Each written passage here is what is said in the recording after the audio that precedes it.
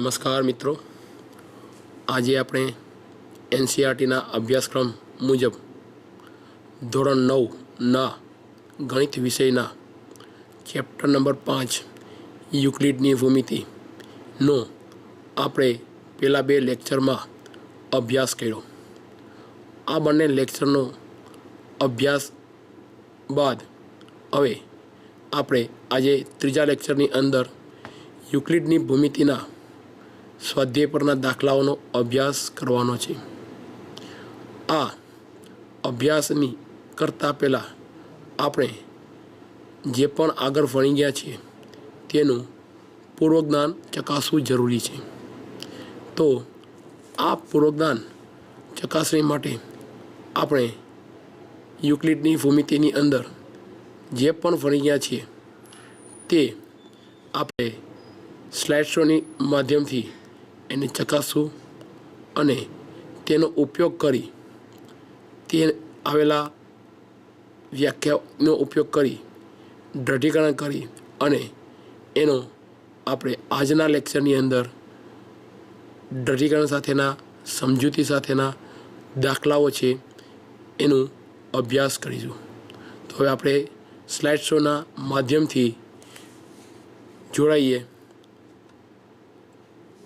તો ભૂમિતિમાં આપણે યુક્લિડની ભૂમિતિની અંદર ભૂમિતિ સૌપ્રથમ ક્યાંથી ઉદ્ભવ થયો, એટલે કે ભૂમિતિ શેના માટે ઉદ્ભવ થયો, ભૂમિતિનો અર્થ શું છે, ભૂમિતિ એનો ઉપયોગ ક્યારે થયો, કયા કયા દેશોની અંદર ભૂમિતિનો ઉપયોગ થયો, પ્રાચીન કાળની અંદર ભૂમિતિ કઈ રીતે ઉપયોગ કરવામાં આવી, એટલે કે સામાન્ય જોઈએ તો ભૂમિતિના ઇતિહાસ વિશેની આપણે આપણા લેક્ચરના સૌપ્રથમ લેક્ચરની અંદર ભૂમિતિના ઇતિહાસની અભ્યાસ કર્યો. ભૂમિતિના ઇતિહાસની અંદર વિવિધ દેશોએ ક્યાં ક્યાં ફાળો આપેલો છે, જેની અંદર જોઈએ તો ઇજિપ્ત, બેબીલોનિયા, ચીન, ભારત, રોમ, ઇકાઝ જેવા દેશોએ ભૂમિતિના વિકાસ માટે શેનો ઉપયોગ કર્યો, કઈ સંસ્કૃતિની મદદથી ભૂમિતિનો વિકાસ થયો છે તેનો અભ્યાસ કરેલો. ત્યારબાદ ભૂમિતિના વિકાસની અંદર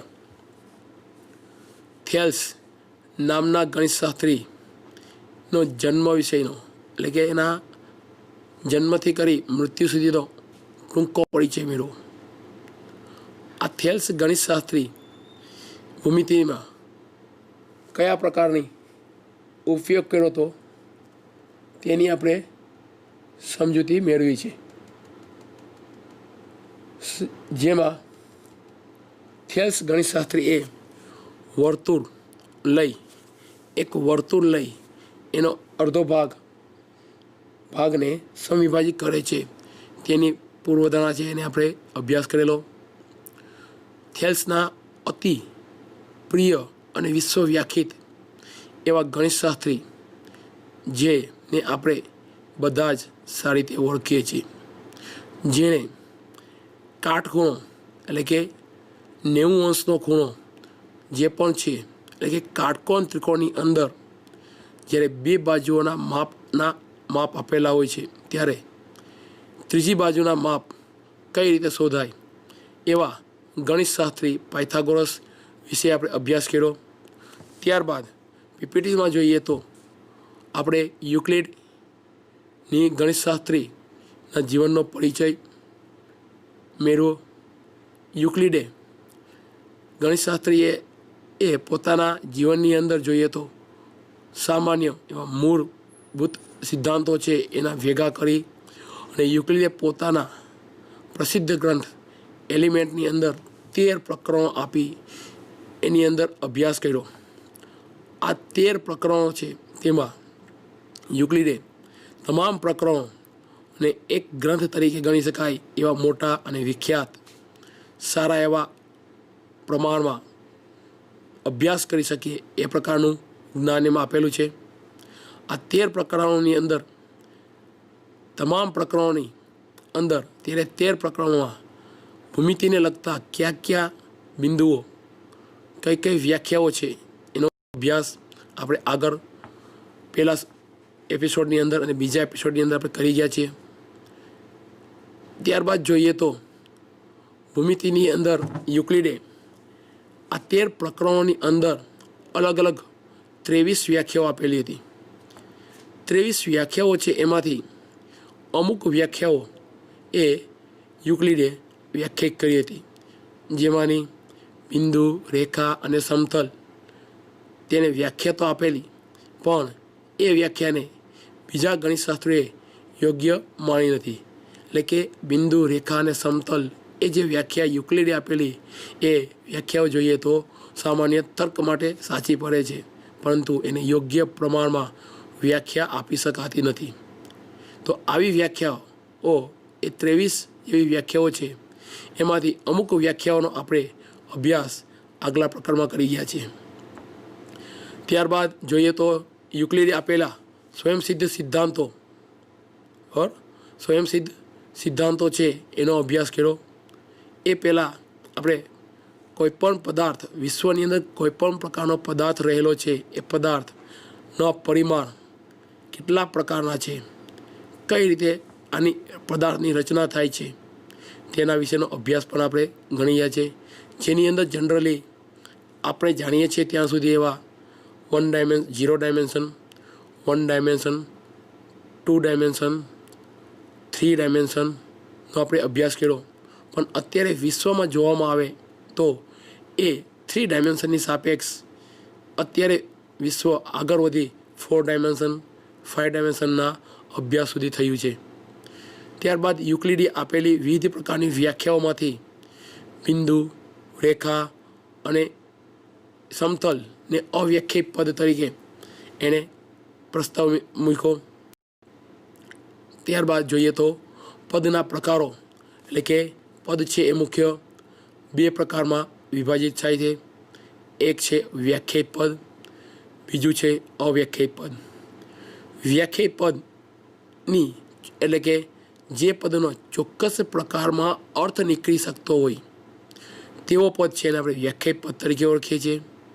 અને જે અવ્યાખ્યાયિત પદ એટલે કે જેની આપણે વ્યાખ્યા આપી શકતા નથી એને અવ્યાખ્યાયિત પદ તરીકે ઓળખીએ છીએ. તેનો અભ્યાસ કર્યો, તેના વિવિધ પ્રકારના ઉદાહરણ આપણે જોયા. ત્યારબાદ જોઈએ તો યુક્લિડની પૂર્વધારણાઓ છે એનો અભ્યાસ કર્યો. આ પૂર્વધારણામાંથી 5મી પૂર્વધારણા છે, જે પહેલી 4 પૂર્વધારણા છે એની સાપેક્ષમાં થોડીક જટિલ છે એવું આપણને ચોપડી દ્વારા, યુક્લિડ દ્વારા સમજાવવામાં આવે છે. પરંતુ યુક્લિડ દ્વારા આપવામાં આવેલી આ 5મી પૂર્વધારણા છે એને યોગ્ય રીતે એના બીજા વિધાનો, સમકક્ષ વિધાનોની ચર્ચા આપણે અત્યારે આ સેશનની અંદર કરવાના છે.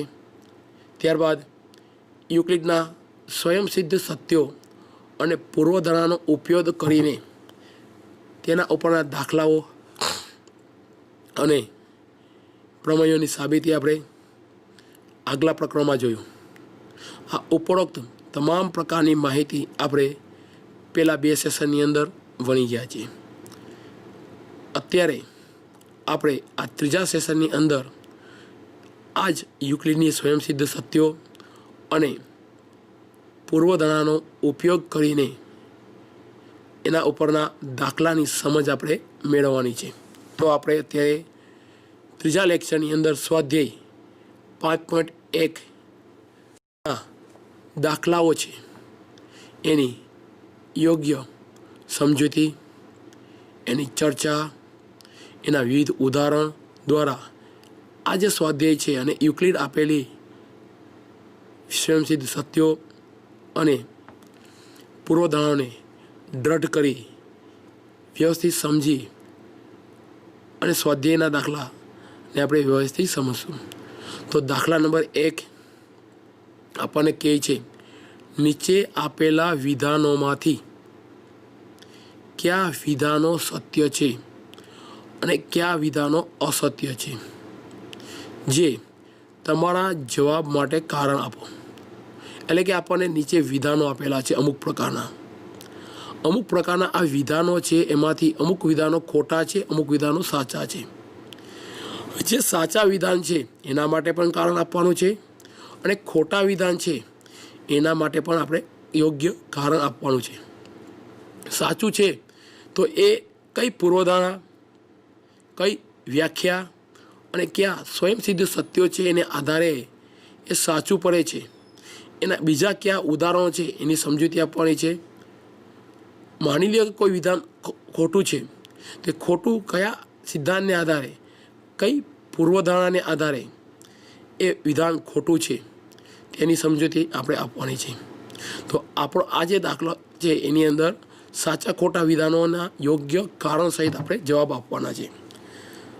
તો પેલું આપણે વાક્ય પ્રશ્ન છે, એક બિંદુમાંથી પસાર થતી માત્ર એક રેખા દોરી શકાય. આ વાક્ય જોઈએ તો આપણે આગળના જે લેક્ચરો ભણી ગયા તેના ઉપરથી આ વિધાન આપણને અસત્ય છે, અને ખરેખર આપેલ વિધાન અસત્ય છે.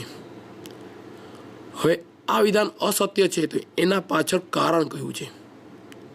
તો કારણ કે એક બિંદુમાંથી પસાર થતી હોય તેવી અસંખ્ય રેખાઓ દોરી શકાય.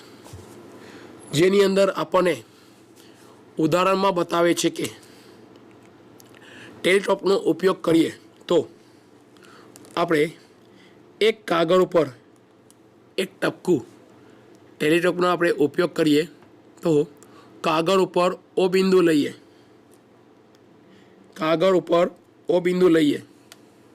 કટ સાહેબ.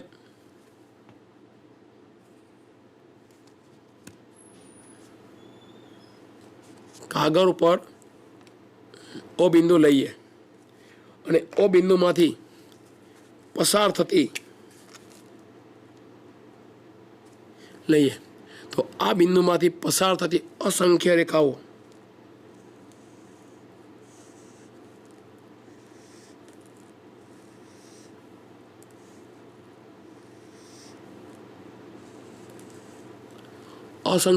દોરી શકાય છે. તો આના ઉપરથી એવું કહી શકીએ કે આપણને આપેલું જે વિધાન એક છે, જે સ્લાઇડ શો દ્વારા જોઈએ તો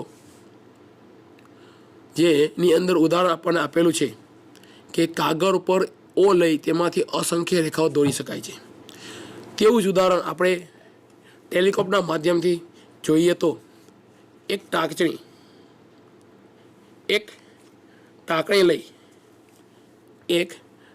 લઈએ છીએ આપણે.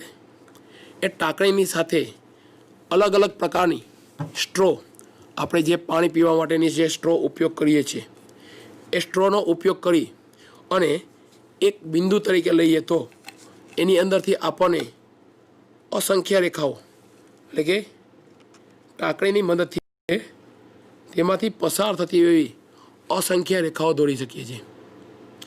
જે પણ આપણું પહેલું જે ઉદાહરણ છે એની સાથે વિરોધાભાસ દર્શાવે છે. એટલે કે આપણું પહેલું વિધાન છે એ ખોટું છે, એ સંપૂર્ણપણે આ પ્રવૃત્તિ દ્વારા આપણે કહી શકીએ છીએ. આ ઉપરાંત બીજું આપણે લઈએ તો કોઈ પણ બે રેખાઓને પસાર કરતા કોઈ પણ બે છેદતી રેખાઓ લેવામાં આવે તો પણ એ એક બિંદુમાંથી બે અલગ અલગ રેખાઓ છે પસાર થાય છે એવું કહી શકીએ છીએ. પરસ્પર સમાંતર રેખાઓ લેવામાં આવે આ પણ કેવી છે, એક બિંદુમાંથી પસાર થાય છે, બંને એકબીજાને લંબ છે એવી રેખા. પરસ્પર છેદતી રેખાઓ છે આ લંબ.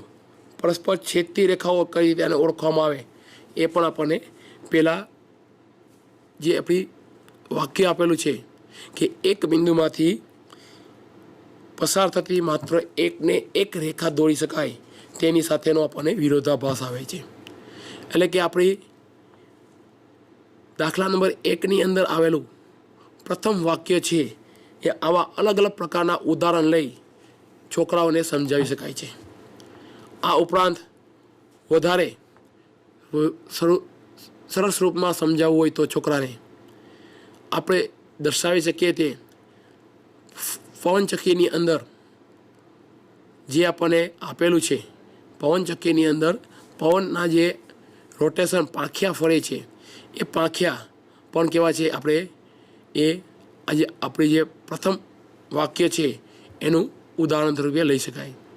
આ રીતના છોકરાઓને સમજાવીએ તો ઘણા બધા ઉદાહરણ છે એના ઉપરથી કહી શકાય કે બે રેખાઓના અનન્ય છેદ બિંદુમાંથી બે રેખાઓ પસાર થાય છે. એટલે કે બંને રેખાઓનું એક જ છેદ બિંદુ હોય એમાંથી અસંખ્ય રેખાઓ પસાર થાય છે. એટલે કે પહેલું જે વાક્ય છે એનું આપણે આ યોગ્ય ઉદાહરણ દ્વારા સરળતાથી અને સ્પષ્ટથી સમજાવી શકીએ છીએ. ત્યારબાદ બીજું આપણું છે બે ભિન્ન બિંદુમાંથી પસાર થતી અસંખ્ય રેખાઓ મળે. જે પણ જોઈએ તો સ્વાભાવિક રીતે આ પણ આપણે આગળના આપણા સ્વયંસિદ્ધ સત્ય 5.1ની અંદર આપણે આગલા પ્રકરણમાં સાબિત કરી રહ્યા છીએ કે આપેલ વિધાન છે એ કેવું છે, એ સત્ય અસત્ય. એટલે કે બે ભિન્ન બિંદુઓમાંથી પસાર થતી અસંખ્ય રેખાઓ દોરી શકાય તે વિધાન ખોટું છે. કારણ લઈએ તો પી અને ક્યુ બે ભિન્ન બિંદુઓ લેવામાં આવે. ટેલિસ્કોપના માધ્યમથી જોઈએ તો પી અને ક્યુ બે બિંદુઓમાંથી અસંખ્ય રેખા પસાર થાય છે.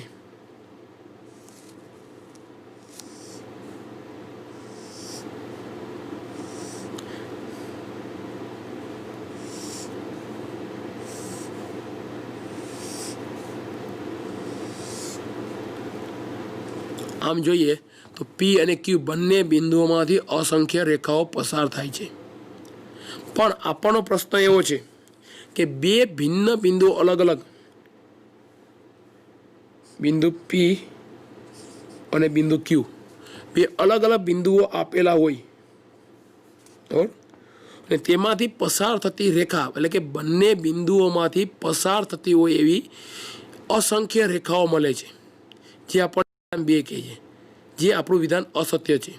તો એના માટેનું વધારે પ્રવૃત્તિ દ્વારા આપણે સમજાવીએ છોકરાઓને તો આગળની પ્રવૃત્તિની અંદર આપણે જોયું હતું કે બિંદુ પીમાંથી અસંખ્ય રેખાઓ ટેલિસ્કોપના માધ્યમથી આપણે જોઈ શકીએ છીએ કે બિંદુ પીમાંથી અસંખ્ય રેખાઓ પસાર થાય છે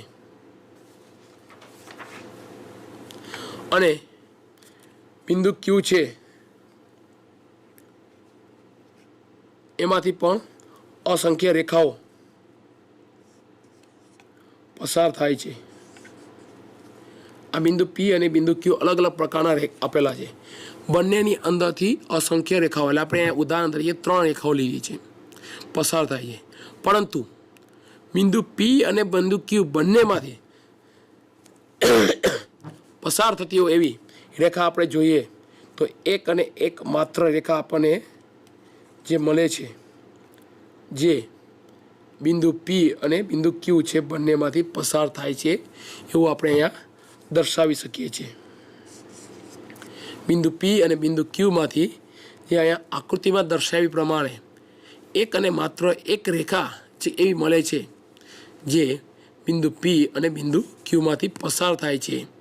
એટલે કે આપણી જે પહેલી પૂર્વધારણા છે, આપણી પ્રથમ જે પૂર્વધારણા એટલે કે આપણું જે સ્વયંસિદ્ધ સત્ય છે એ આપણું ખોટું છે. સ્વયંસિદ્ધ સત્ય 5.1 સાથે આપણા બીજા નંબરનું વાક્ય છે એ કેવું છે, વિરોધાભાસ દર્શાવે છે. આપણું જે સ્વાધ્યાય સ્વયંસિદ્ધ સત્ય 5.1 એવું કહે છે કે આપેલા બે ભિન્ન બિંદુઓમાંથી પસાર થતી અનન્ય રેખા હોય, આપેલા બે ભિન્ન બિંદુમાંથી પસાર થતી અનન્યનો અર્થ થાય છે એક અને માત્ર એક જ રેખા પસાર થાય છે કહી શકીએ છીએ. માની લો, ધારી લો કે આપેલ વિધાન સત્ય છે એવું ધારી લઈએ આપણે, તો અહીં આપણને પી અને ક્યુ બિંદુમાંથી કેવી છે એ પી અને ક્યુ વચ્ચેનું અંતર જોઈએ તો કદી વ્યાખ્યાયિત થઈ શકે નહીં. માની લો કે પી અને ક્યુ બંને રેખાઓ છે એ એક જ છે, તો પી અને ક્યુ બંને બિંદુઓ સમાન હોય તો એમની વચ્ચેનું કોઈ અંતર વ્યાખ્યાયિત થઈ શકે નહીં. જે આપણને દર્શાવે છે કે આપણું જે દાખલા નંબર 1ની અંદર આવેલું વિધાન કેવું છે, અસત્ય છે એવું કહી શકીએ છીએ. ત્યારબાદ ત્રીજું વિધાન જે આપણને કહે છે, એક શાંત રેખાને બંને તરફ અનિશ્ચિત રીતે લંબાવી શકાય છે. તો ઉપરોક્ત વ્યાખ્યા, ઉપરોક્ત વિધાનની અંદર શબ્દ છે શાંત અને બીજો છે અનિશ્ચિત રીતે લંબાવી શકાય છે. આપણે આગલા ધોરણમાં અને આગલા લેક્ચરની અંદર પણ આપણે જોઈ ગયા શાંત અને અનંત વચ્ચેનો તફાવત. શાંત એટલે કે જે પદાર્થ કે વસ્તુઓની ગણતરી કરી શકાય, એટલે કે કાઉન્ટ કરી શકાય, એટલે કે ચોક્કસ આંકડાના સ્વરૂપમાં લખી શકાય, એ જે પદાર્થો વસ્તુઓ હોય છે તેને આપણે શાંત તરીકે ઓળખીએ છીએ. અને બીજું છે અનિશ્ચિત રીતે, એટલે કે એને લાંબી કરવામાં આવે તો એ લાંબી અનંત સુધી, અનિશ્ચિત ધરપદો અનંત સુધી લંબાવી શકાય છે. તો આપણને આપેલ વિધાન 3 એ સત્ય છે, જે પૂર્વધારણા 2 પરથી આપણને કહી શકાય કે આપેલ વિધાન કેવું એ સત્ય છે. પૂર્વધારણા 2 આપણને કહે છે કે શાંત રેખાને અનંત સુધી લંબાવી શકાય છે. જેનું ઉદાહરણ આપણે જોવું હોય તો ટેલિસ્કોપના માધ્યમથી આપણે આગલા પ્રકરણની અંદર, આગલા ટોપિકની અંદર જોઈ ગયા હતી કે પી અને ક્યુ પ્રકારના એક રેખાખંડ આપેલો છે. પી અને ક્યુ કેવો છે, એક રેખાખંડ આપણને આપેલો છે. આ બંને રેખાખંડમાં પી બિંદુ અને ક્યુ બિંદુ એ રેખાખંડના અંત્ય બિંદુઓ છે.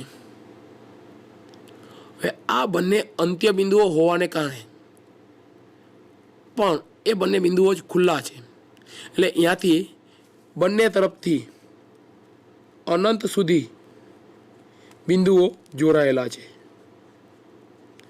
સામાન્ય રીતે જ રેખા અથવા તો રેખાખંડની વ્યાખ્યાને દર્શાવીએ તો એક અથવા એક કરતાં વધારે બિંદુઓની જોડથી મળતી જે રેખા છે, જોડથી મળતી જે સીધી રેખા છે, તો સીધી રેખાખંડ છે એને રેખાખંડ અથવા તો રેખા કહીએ છીએ.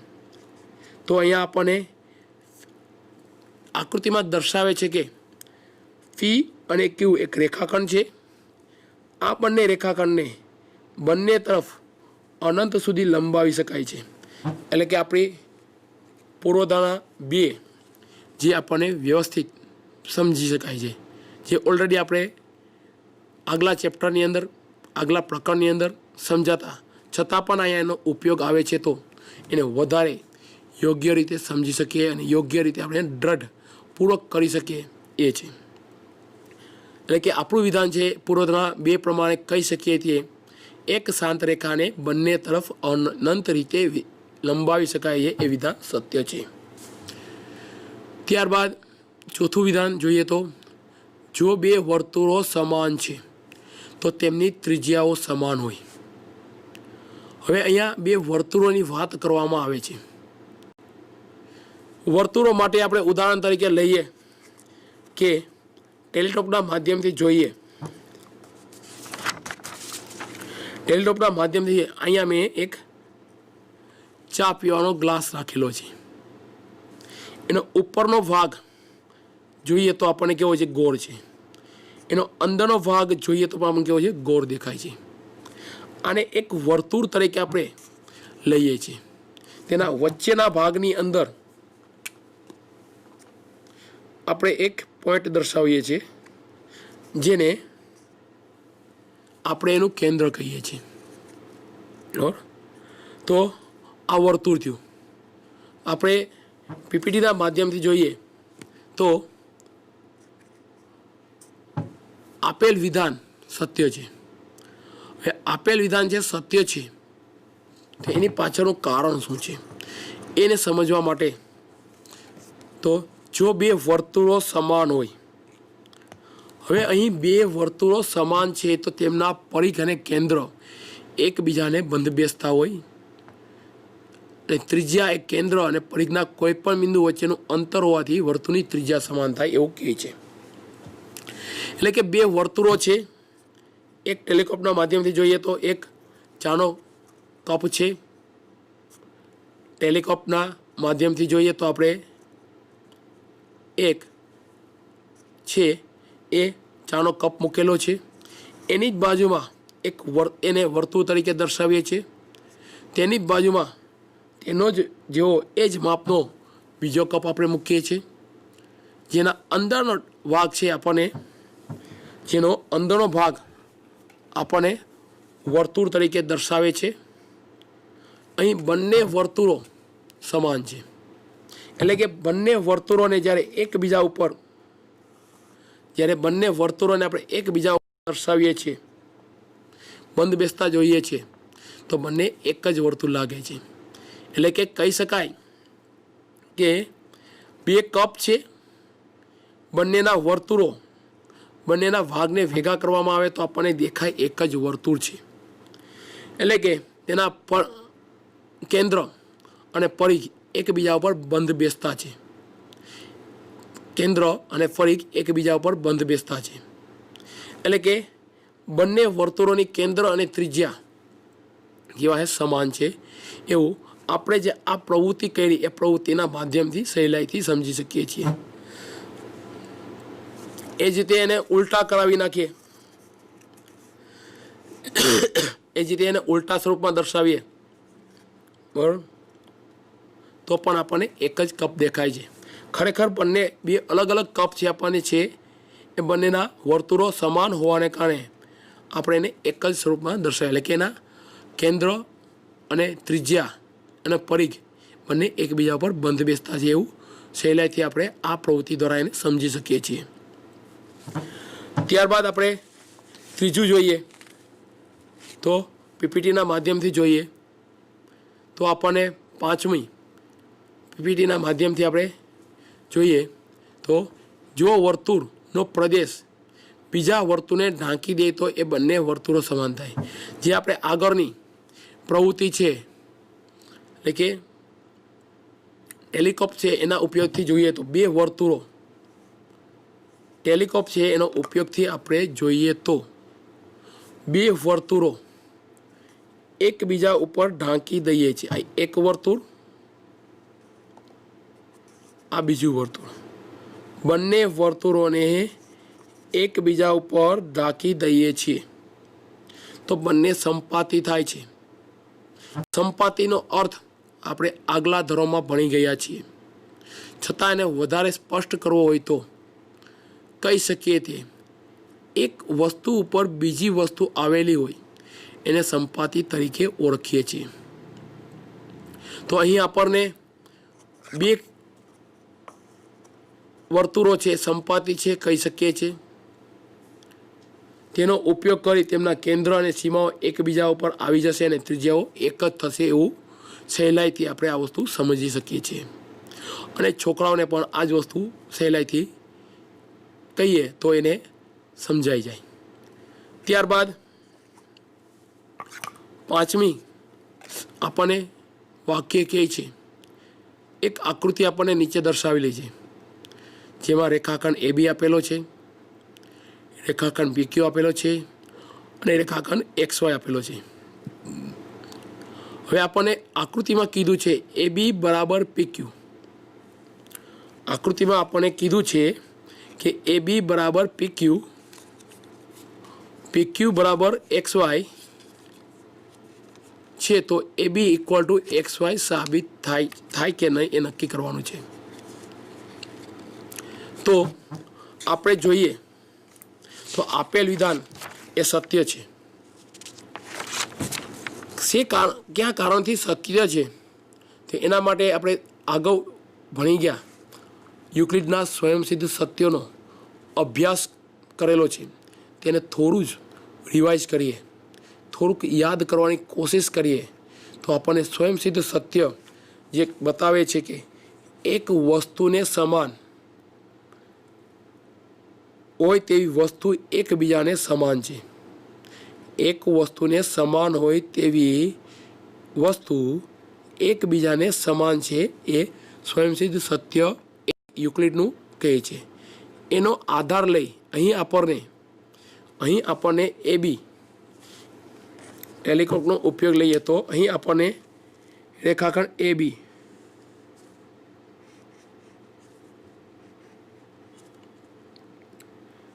રેખાખંડ PQ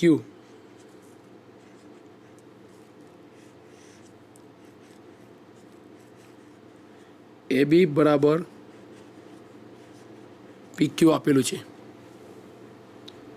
રેખાખંડ PQ બરાબર XY આપણને બીજું આપેલું છે PQ બરાબર XY. આપણું સ્વયંસિદ્ધ સત્ય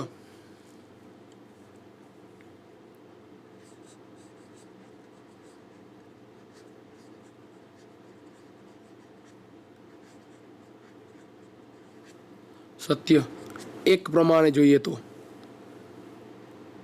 A અને B બંને સમાન છે અને મીન્સ AB અને PQ સમાન છે. હવે અહીં આપણે જોઈએ તો PQ અને XY PQ અને XY સમાન છે. તો આ બંનેનો ઉપયોગ અને સ્વયંસિદ્ધ સત્ય એકનો ઉપયોગ કરીએ તો એટલું આપણે કહી શકીએ તે AB બરાબર XY થાય. આના પર આપણે કહી શકીએ કે AB બરાબર XY થાય. બીજું વધારે એને ઉદાહરણથી છોકરાઓને સમજાવવું હોય તો આપણે એક સ્ટ્રો છે અથવા તો એક માર્કર પેન છે, એની કિંમત ધારી લ્યો કે 5 રૂપિયા છે. આનું મૂલ્ય ધારી લ્યો કે 5 છે. તેની સાપેક્ષમાં માની લ્યો કે આનું મૂલ્ય આપણને કેટલું 5 આપેલું છે. એની સાપેક્ષમાં મેં બીજી માર્કર મૂકી. અહીં આ બંને માર્કર સમાન આપણને આપી છે, એટલે કે મૂલ્યની દ્રષ્ટિએ આપણે બંનેનું મૂલ્ય સમાન છે એવું લઈએ. આનું પણ 5 થી. હવે ત્રીજી માર્કર આપણે લઈએ છીએ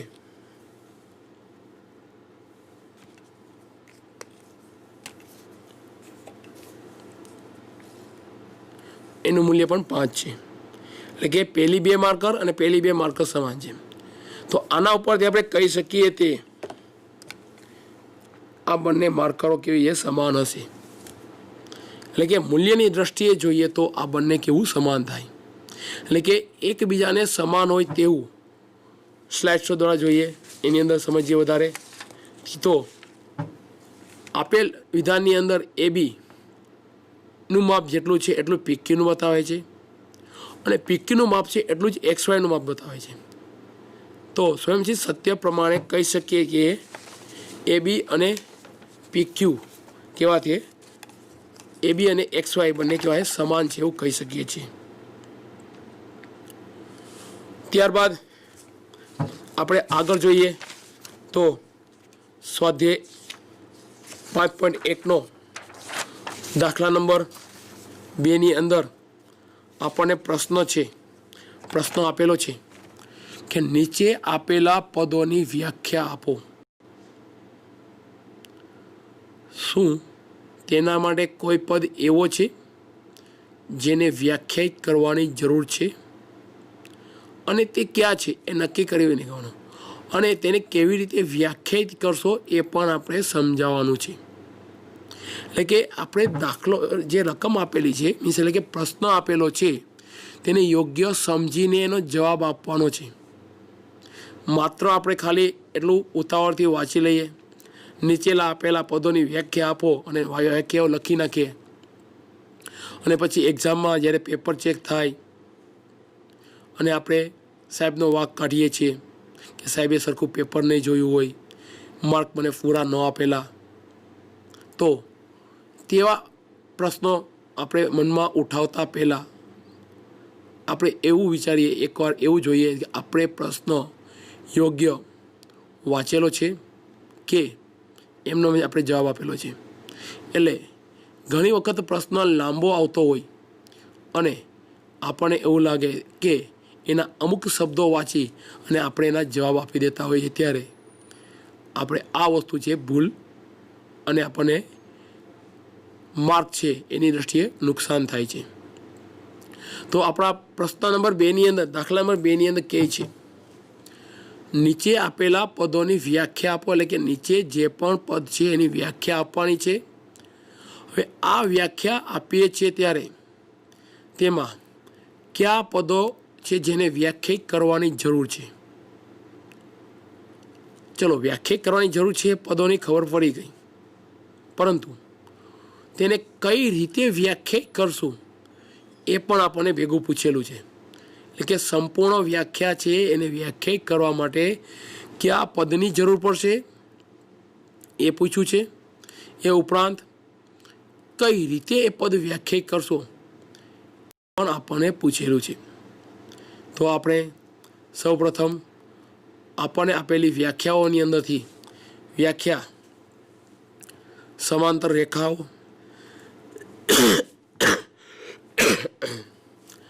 લંબ રેખાઓ, રેખાખંડ,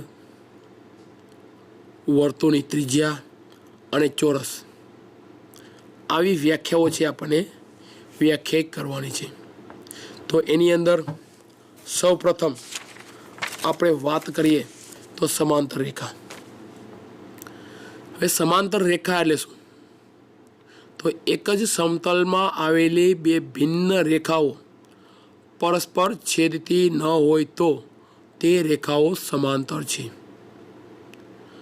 અહીં જોઈએ તો આ વ્યાખ્યામાં આપણને શબ્દ સમતલ આવે છે અને બીજી શબ્દ આવે છે રેખા। તો આ બંને શબ્દો છે એને આપણે વ્યાખ્યાયિત કરવાની જરૂર છે। પણ આપણે આ દાખલાની અંદર પહેલાં સૌપ્રથમ તમામ વ્યાખ્યાઓ આપેલી છે એને 1 બાય 1 જોઈ લઈશું। ત્યારબાદ તેમાંથી કયા પદની વ્યાખ્યાયિત કરવાની જરૂર છે એનું અલગીકરણ કરશું અને છેલ્લે આપણે એને કઈ રીતે વ્યાખ્યાયિત કરશું એ આપણે આમાં જોશું।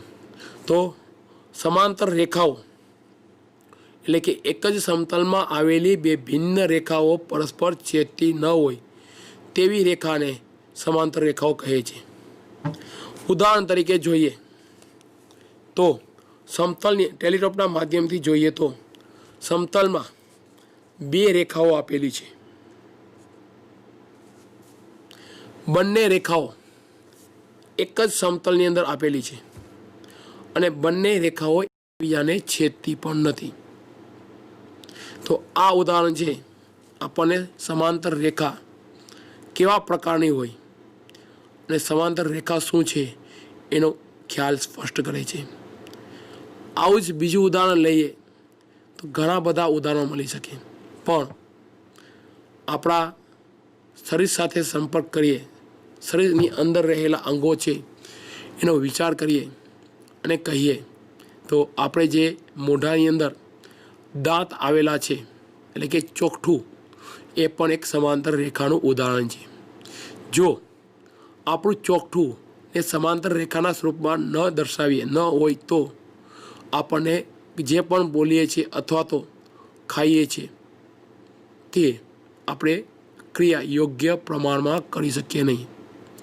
એટલે કે આ આધારે સમાંતર રેખા એટલે કે એક જ સમતલની અંદર આવેલી બે છેદતી ન હોય તેવી રેખાઓને સમાંતર રેખાઓ કહે છે।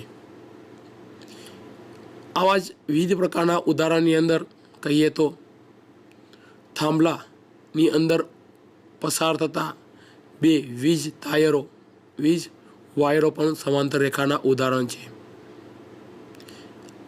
और असंख्य उदाहरण आपणे मळी शके छे। विद्यार्थीओने आवा उदाहरणो लाववानुं आपणे कहेशुं तो एने प्रवृत्ति पण मळशे अने आगळ वधी शकशे। त्यारबाद बीजी व्याख्या आपणे दर्शावे छे के लंब रेखाओ एटले शुं। हवे आपणे लंब रेखाओ एटले के बे परस्पर छेदती रेखाओ बे परस्पर छेदती होय अने तेमना छेदबिंदु आगळ बनता चार खूणाओ पैकी एक खूणो काटखूणो होय तो तेमने परस्पर लंब रेखाओ कहे छे। बीजा शब्दोमां आ व्याख्याने कहीए तो जो बे रेखाओ परस्पर काटखूणे छेदे तो तेमने लंब रेखाओ कहेवाय छे। आपणे एने उदाहरण द्वारा टेलिस्कोपना माध्यमथी समझीए तो टेलिस्कोपनी अंदर आपणे बे सौप्रथम एक रेखा आपेली छे। सौप्रथम आपणे एक ज रेखा अहींया आकृतिमां दर्शावे छे। हवे आ रेखानी अंदरथी बीजी रेखा आपणे એટલે કે એની છેદિકા રેખા થઈ। આ એની બે રેખાઓ છે, એની બે રેખાઓ એકબીજાને છેદે છે। આપણને વ્યાખ્યા સમજાવે છે જો બે રેખાઓ પરસ્પર છેદતી હોય તો અહીં આપણે જોઈએ તો બંને રેખાઓ પરસ્પર છેદે છે। એ આપણો જે વ્યાખ્યા આપે છે એની અંદર યોગ્ય છે।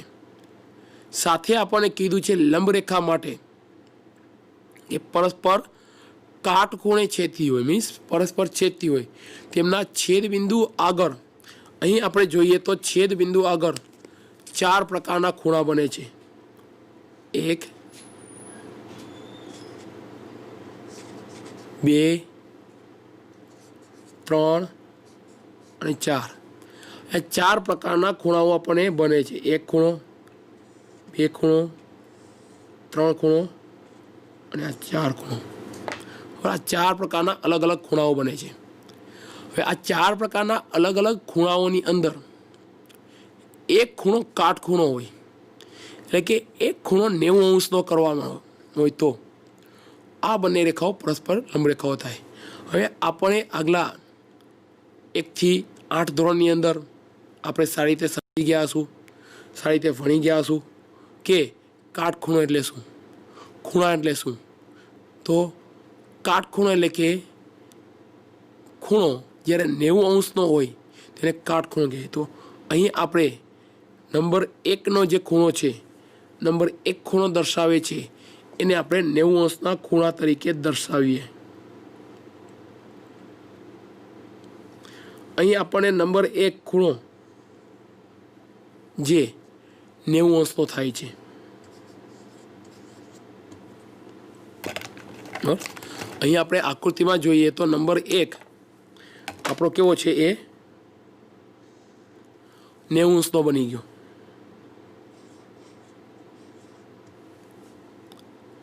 હવે પ્રશ્ન થાય એક ખૂણો 90 અંશનો બન્યો તો બાકીના ખૂણા કેવા માપના હશે। આપણને એ પણ ખબર છે કે જે પણ વર્તુળ કેન્દ્ર લઈ વર્તુળ દોરવામાં આવે તો વર્તુળના ચારેય ખૂણા જે પણ બે છેદતી રેખાઓ છે એના ચારેય ખૂણાનો સરવાળો કરવામાં આવે તો 360 થાય છે। એ આપણને ખબર છે કારણ કે આપણે આગળ ભણી ગયા છે। અહીં એક ખૂણો 90 અંશનો છે તો આ લાઈન ઉપર જોઈએ તો આ આખો ખૂણો આપણો 1 અને 2નો સરવાળો 1 + 2 = 180 થશે। 1 અને 2 બંનેનો સરવાળો કેવો છે 180 થશે। તો અહીં 1 નંબર 90 થાય છે તો 2 નંબર પણ કેવો થાય 90 થશે। એનો મતલબ કે ખૂણો 1 અને ખૂણો 2 બંને કાટખૂણા થયા। तो सामे 3 અને 4 પણ 90 થશે। आम જોઈએ તો બે લંબ રેખાઓ એટલે કે બે પરસ્પર છેદતી રેખાઓ પણ તેમનો એક ખૂણો 90નો બોલો કે જ્યારે 4 ખૂણાઓ છે 90 અંશના થાય એ પ્રમાણે બોલો તો પણ સાચું જ છે। તો બે લંબ રેખાઓ એટલે કે બે પરસ્પર છેદતી રેખાઓમાંનો કોઈ પણ એક ખૂણો 90 અંશનો થાય તો થી બનતી જે બે રેખાઓ છે એને એકબીજાની લંબ રેખાઓ તરીકે ઓળખી શકાય। હું સમજું છું, જાણું છું કે આ પ્રવૃત્તિ દ્વારા તમે લંબ રેખાખંડને યોગ્ય રીતે સમજી ગયા હશો। આગળ જોઈએ પીપીટીના માધ્યમથી તો આપણને દર્શાવે છે આવા લંબ રેખાના બીજા ઉદાહરણ લેવા હોય તો આપણે જે ક્લાસરૂમમાં બેસીએ છીએ તેમની તેમની પાસેની દિવાલો જોઈએ તો બંને લંબ રેખા હશે। તેમની સામસામેની દિવાલો જોશો તો એ આપણને એકબીજાને સમાંતર હશે। તો લંબ રેખા વિશેનો ખ્યાલ વધારે સ્પષ્ટ થશે। ત્યારબાદ ત્રીજી રેખા આવે છે, વ્યાખ્યા આવે છે રેખાખંડ। રેખાખંડ એટલે કે રેખાના એવા ભાગને રેખાખંડ કહે છે જેને બે અંત્ય બિંદુઓ હોય। રેખાના એવા ભાગને રેખાખંડ કહે છે કે જેને બે અંત્ય બિંદુઓ હોય। હવે આપણને આકૃતિમાં દર્શાવી છે રેખા એબી। રેખા એબીના એ અને બી વચ્ચેના તથા એ અને બીને સમાવતા બિંદુઓના ગણને રેખાખંડ એબી કહે છે। ટેલિસ્કોપના માધ્યમથી જોઈએ તો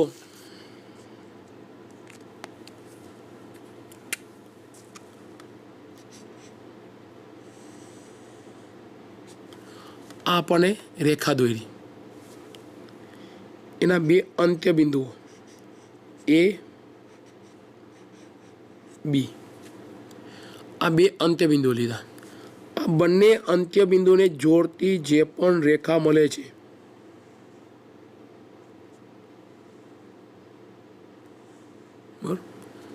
આ બંને અંત્ય બિંદુઓને જોડતી જે પણ રેખા મળે છે એ રેખાને કહેવામાં આવે છે, એટલે કે એ રેખાના એક નાના એવા ભાગ છે જેને કહેવામાં આવે છે રેખાખંડ તરીકે ઓળખાય છે। બરાબર, એટલે કે રેખાખંડ એટલે કે રેખાના એવા બે ભાગ, રેખાના એવો ભાગ જે રેખાના બે અંત્ય બિંદુઓ છે એને જોડે છે, જેને આપણે રેખાખંડ તરીકે ઓળખીએ છીએ। પીપીટીની અંદર જોઈએ તો રેખાખંડ છે, રેખાખંડ એબીને સંકેતમાં રેખાખંડ એબી દ્વારા દર્શાવે છે। એ ઉપરાંત રેખાખંડ એબી, હવે આ રેખાખંડ ટેલિસ્કોપમાં જોઈએ તો રેખાખંડ એબી ખરેખર જોઈએ તો એ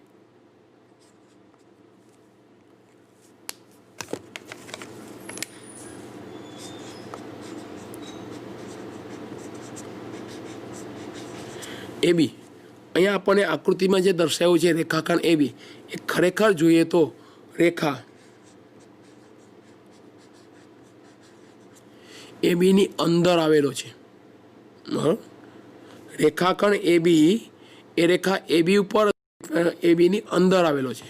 તો રેખાખંડ એબી અને રેખા એબી વચ્ચેનો સંબંધ જોઈએ તો કહી શકીએ તો બંને એકબીજાના ઉપગણ થાય, બંને એકબીજાના કહેવાય ઉપગણ થાય, એટલે કે રેખાખંડ એબી એ રેખા એબીનો ઉપગણ છે એ આના ઉપરથી સ્પષ્ટ રીતે જોઈ શકીએ છીએ।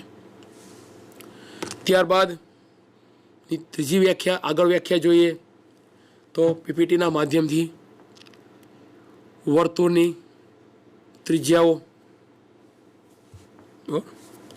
તો વર્તુળની ત્રિજ્યા, તો અહીં વર્તુળના કેન્દ્ર અને પરિઘ પરના કોઈપણ બિંદુને જોડતા રેખાખંડને વર્તુળની ત્રિજ્યા કહે છે. હવે પ્રશ્ન એ થાય, કેન્દ્ર અને પરિઘ શું છે પ્લસ વર્તુળ શું છે?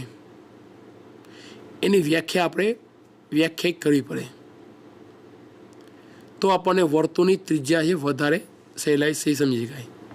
પણ આપણે આગળ જે ભણ્યા એ પ્રમાણે સૌ પ્રથમ તમામ વ્યાખ્યાઓ જોઈ લે છે, ત્યારબાદ તેની અંદર આવતા એવા પદો છે જેનો આપણે અભ્યાસ કરવાનો છે, એ પદો વિશે વાત કરશું અને ત્યારબાદ એને આપણે પદો છે એને વ્યાખ્યાયિત કરીશું. તો વર્તુળની ત્રિજ્યા એટલે વર્તુળના કેન્દ્ર અને પરિઘ પરમાં કોઈપણ બિંદુને જોડતા રેખાખંડને વર્તુળની ત્રિજ્યા કહે છે. બીજા શબ્દોમાં કહીએ તો રેખાખંડનું એક એવું અંત્યબિંદુ કે જે વર્તુળનું કેન્દ્ર હોય અને બીજું બિંદુ એ વર્તુળ પર આવેલું હોય, તો આ બંને બિંદુઓને જોડતા રેખાખંડને વર્તુળની ત્રિજ્યા તરીકે ઓળખાય છે. ઉદાહરણ તરીકે લઈએ તો આપણે આગળ વર્તુળની ત્રિજ્યાઓ છે એની સાપેક્ષ વાત કરીએ તો ટેલિસ્કોપના માધ્યમથી આપણે આગળ ચાના કપની અંદર પાછળના ભાગના કેન્દ્ર દર્શાવેલ છે અને એની બોર્ડર આખી આપેલી છે, એને વર્તુળનો પરિઘ તરીકે ઓળખીએ છીએ. તો આપણને વ્યાખ્યા સ્પષ્ટ થાય છે કે વર્તુળના કેન્દ્રથી તેના પરિઘ પર કોઈ પણ બિંદુ આવેલું હોય, એટલે કે વર્તુળના બહારના ભાગ પર કોઈ પણ બિંદુ આવેલું હોય, એ બિંદુઓને જોડતી રેખા જે બનાવવામાં આવે, એ બિંદુઓને જોડતી જે પણ રેખા આવે છે એ રેખાને આપણે વર્તુળની ત્રિજ્યા તરીકે ઓળખીએ છીએ. અહીંયા આપણે ઉદાહરણ તરીકે ટાંચણીનો ઉપયોગ કરી શકીએ છીએ. ઓકે, અહીંયા આપણે ઉદાહરણ મુજબ ટાંચણી છે એનો ઉપયોગ કરી શકીએ છીએ અને ટાંચણીની બાજુમાંથી બીજી રેખા પસાર કરી અને વર્તુળ પર મૂકીએ તો આપણને વર્તુળની ત્રિજ્યા મળે છે. આ ઉપરાંત વર્તુળને દર્શાવીએ તો એ શબ્દ જોઈએ તો કોઈ પણ બિંદુ છે, કોઈ રેખાખંડ પરનું એક બિંદુ છે, એ બિંદુથી લઈ એના અંત્ય બિંદુ એટલે વર્તુળ પર જે પણ બિંદુઓ આવેલા એ બધા બિંદુઓનો જોડતી જે રેખા છે એને રેખાની ત્રિજ્યા તરીકે ઓળખાય છે. ત્યારબાદ આપણે આગળ જોઈએ તો ચોરસ એટલે કે જે ચતુષ્કોણના ચારેય ખૂણાઓ કાટખૂણા હોય અને દરેક બાજુનું માપ સરખું હોય તેવા ચતુષ્કોણને ચોરસ કહીએ છીએ. એટલે કે જે ચતુષ્કોણ છે એના ચારેય ખૂણાના માપ કાટખૂણા, એટલે કાટખૂણા એટલે આપણે આગળ જોયું તો લંબ રેખાખંડ, તો લંબ રેખાખંડની અંદર ખૂણો જેમ 90 અંશનો બતાવ્યો હતો એ પ્રમાણે ચારેય ખૂણા છે એ 90 અંશના હોય અને ચારેય બાજુનું માપ પણ આપણને કેવું હોય, સરખું હોય, તો એને ચોરસ કહીએ છીએ. અહીં આજના દિવસમાં આજના લેક્ચરની અંદર આપણે યુક્લિડની આપેલી સ્વયંસિદ્ધ સત્યો અને એના પૂર્વધારણાનો ઉપયોગ કરી વિવિધ પ્રકારના પ્રશ્નોની અંદર વિધાનો વ્યાખ્યાઓનો અભ્યાસ કર્યો. આ વિધાનો અને વ્યાખ્યાની અંદર આપણે સ્વાધ્યાય 5.1ના દાખલા નંબર 1 અને દાખલા નંબર 2નો અભ્યાસ કર્યો, પરંતુ દાખલા નંબર 2ની અંદર જે પણ ભાગ અધૂરો રહે છે એ ભાગને હવે પછીના આપણાના નવા સેશન જે છે એની અંદર આપણે એનો સંપૂર્ણ અભ્યાસ કરશું અને એને વધારે યોગ્યતાથી આપણે એને સમજીશું. તો આજના દિવસ પૂરતું આજના આ લેક્ચરની અંદર એવી આશા રાખું છું કે તમને મારા દ્વારા જે સમજાવવામાં આવી તે વ્યાખ્યાઓ, દાખલાઓ અને તેની સમજૂતી તમે યોગ્ય રીતે સમજાશો અને યોગ્ય પ્રમાણે તમે એને દૃઢતાપૂર્વક સમજી અને તેને પરીક્ષાની અંદર સારી રીતે ઉપયોગ કરી લખી શકશો. એટલું જ આજના દિવસનો આજે આપણે આટલા જ લેક્ચરનો અભ્યાસ કરીશું. હવે પછીના નવા લેક્ચરની અંદર આગળ અભ્યાસ કરીશું. નમસ્કાર મિત્રો.